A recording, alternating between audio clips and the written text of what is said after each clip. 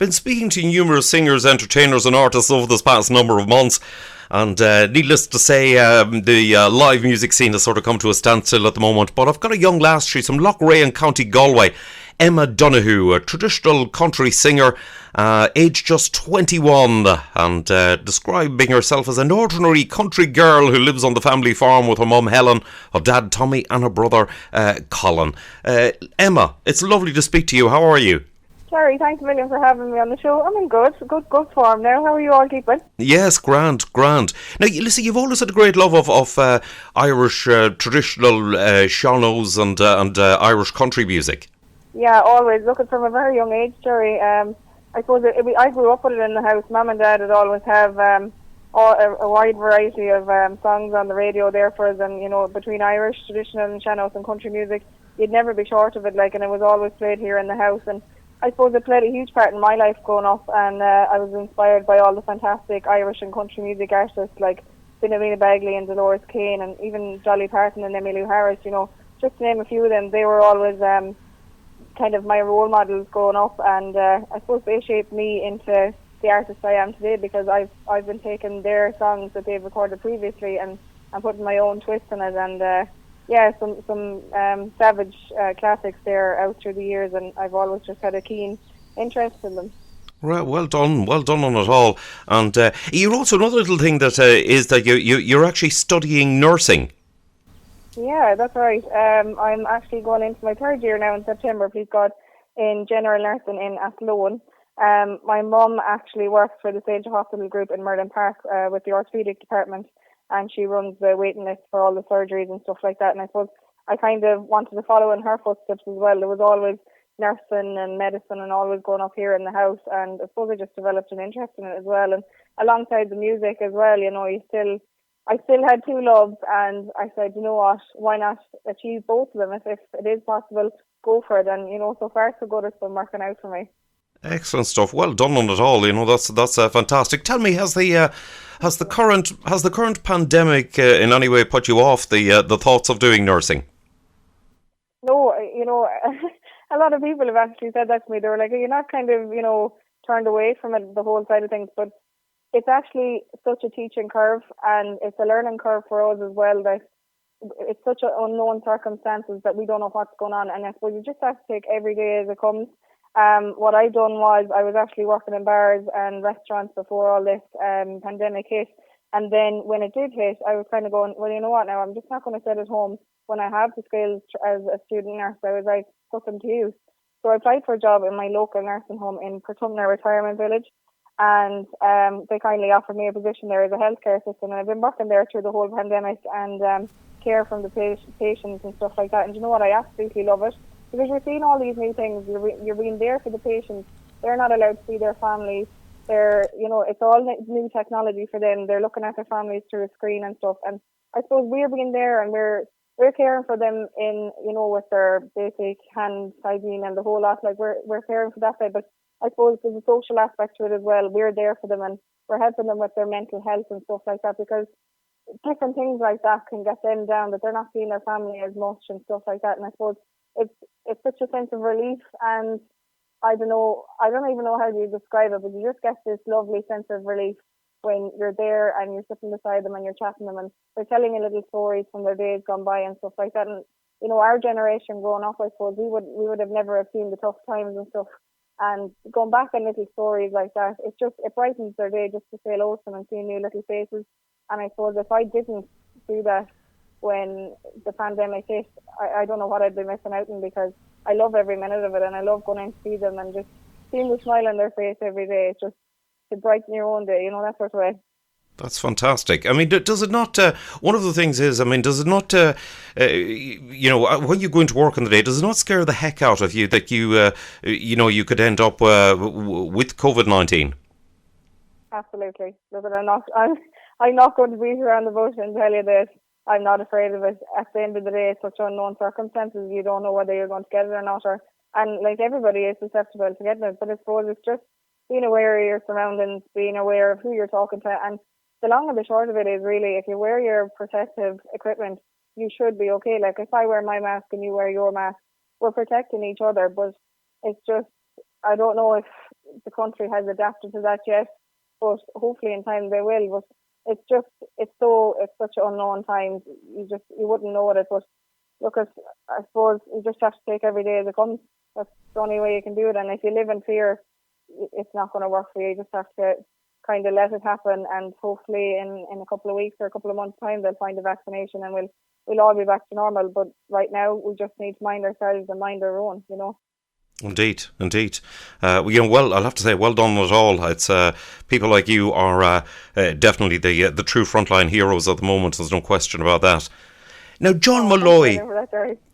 No, definitely are. John Malloy gave you your first shot in the music career by giving you the opportunity to sing in front of a crowd with him after Michael English in a ballroom. He did. I met John through the dance, and I suppose, like I said earlier on, my mum and dad would always have music going here. It was always in our family, and I started jiving with them. They were teaching me how to jive, and throughout school then I started going to the country music dances, which is where then I met John Malloy and I became friendly with him. I was telling him one day anyway that I was trying to kind of break out in the music scene. I didn't know how to do it, and I was a little bit shy about it. And he just, like, out of the blue one evening, when after Michael English came off stage, he was like, "Here's the microphone." He said, "Let's show you what you got." And I was like, "Oh God," the nerves kind of kicked in. But he said, the way he said it to me was that if you don't get yourself out there now, he said, you're never going to do it. And to see the reaction of the crowd that time, Jerry, it was absolutely unbelievable. And he said, "They're cheering for you." That's what he said to me. He said, "They're not cheering for me, they're cheering for you." And he said, that should tell you something, that you just need to go out there and put yourself out there.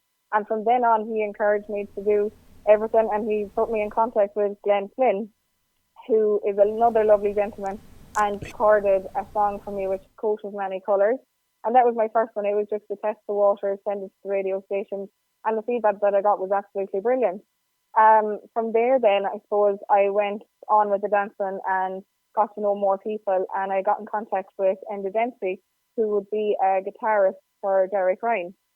And Enda and Paddy Jordan are in collaboration with each other, and they have a studio in Athenry. And I went on there and I recorded 2 singles for my upcoming album, which was Rambling Man and I Fell in Love. And look, I cannot get over the amount of comments and likes and cheers that I've got from releasing them songs. The feedback has been absolutely amazing, and I've been overwhelmed with the support that I've got with it. Indeed, no, they're sounding very, very good, and as well as your superb vocals on it, the production is absolutely top class. Oh, definitely. Like the boys definitely didn't hold back in the production. They just wanted top class everything, and that's the one thing that I have to say. Even with Glenn Flynn as well and Coat of Many Colours, there was nothing held back, and it was top class for everything, and I couldn't be more grateful for the lads. They went over and beyond just to produce such amazing quality song, like. Excellent. Now, another gentleman in music that you came across was Stephen Rosney. Stephen, well known with the Back Axles, who you say went over and beyond the limits to help you create some dream music videos. Yeah, so I got in contact with Stephen. I said, if I'm starting out in the music career, I said I may as well go and make a music video and attach it alongside the track. And I got in contact then with Stephen, and look, from there, friendship blossomed with it, and he encouraged me then to just further my dream with the music career. And he put me in contact then with a man called Joe Cooney, and he actually has a radio station in Midlands 103, and they've been showcasing my music every week on their shows. And before lockdown happened, actually, I was supposed to be going on tour with the Back Axles. Stephen offered me the opportunity to sing a few songs before they come on stage through their little tours, and I was absolutely blown away. I was kind of going, I'm so new to the country scene. I never thought like an opportunity as big as that could come my way. But he afforded me that opportunity, and a friendship then kind of built, even before that, with both our families. They were always so good to us. And even with the music videos, my dream for the music videos was to encourage like a sense of community around everyone. I was working in bars and restaurants at the time, and like I said, I didn't have kind of a major thing about it. I said, look, at whoever shows up for it now, we'll do the first video in my local pub and have them all jiving and dancing to it. And when Stephen organised it and promoted it, I was expecting maybe 50 odd people or whatever to come into the pub. By the time it was all finished, I think there was about 350 in it. But that was just down to Stephen and his advertisement and helping me and encouraging me through the whole lot of it. And he definitely he threw the ball out of the park anyway with everything he done, and the videos, I have to say, they were brilliant. Absolutely brilliant. Well done. You've been doing some Facebook Live. I saw you doing a version of Wagon Wheel.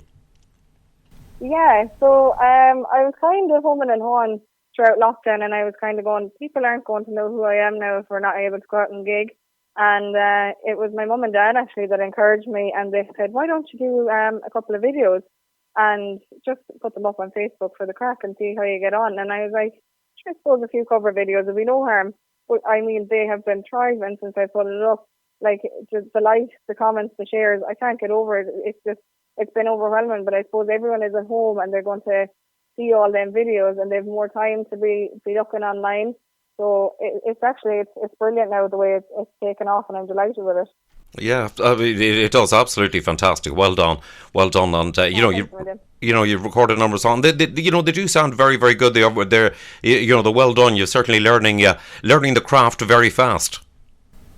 Yeah, well, I suppose, like I said, you have to take every day as it comes. But when you have time at home on your hands as well, I'd be looking up things on Google on how to improve quality and different things, and how to looking up new recording equipment and stuff like that. And little investments here and there is no harm to further your career for down the line, when hopefully when the country does reopen and we can get back into the swing of things again. Like, yeah, indeed. Well done on it. But it is a great way to sort of showcase your music and showcase what you do. Absolutely, because you know what, now it's so hard now that we can't get out. Like, I've travelled the length and breadth of Ireland following all the country artists, and I've been dancing in some of the top venues in Ireland, but like, we're not at that stage yet where we can go back to that, and you just have to find every little way to promote yourself and keep that music tradition alive, because there is a fear of it. And you know, it has been said in a number of interviews as well over the last couple of weeks, the country music artists, and indeed artists all over the world, are wondering what way the music industry is going to go like. And I suppose you just have to keep the positive side of things and stay promoting yourself as much as you can, and keep encouraging it, and keep building your rapport with people, you know. Indeed so. Well done. Well done on it all. Absolutely excellent. And you're definitely establishing yourself very well indeed in music. Emma, listen, it's been lovely to speak to you. I wish you all the luck in the world. Well done on your work in the care home, also with your nursing course, and of course with your music. And listen, fingers crossed when we come out of all of this. I look forward to seeing you on stage someplace along the way. It's been lovely to speak to you. Definitely, Jerry, and thanks a million for having me on your show. You've been brilliant as well over the last couple of weeks since I sent you the singles. You've been promoting them right, left and centre, so thanks a million to you and to all your listeners as well. I'm delighted you like the songs, and thanks again for all your support.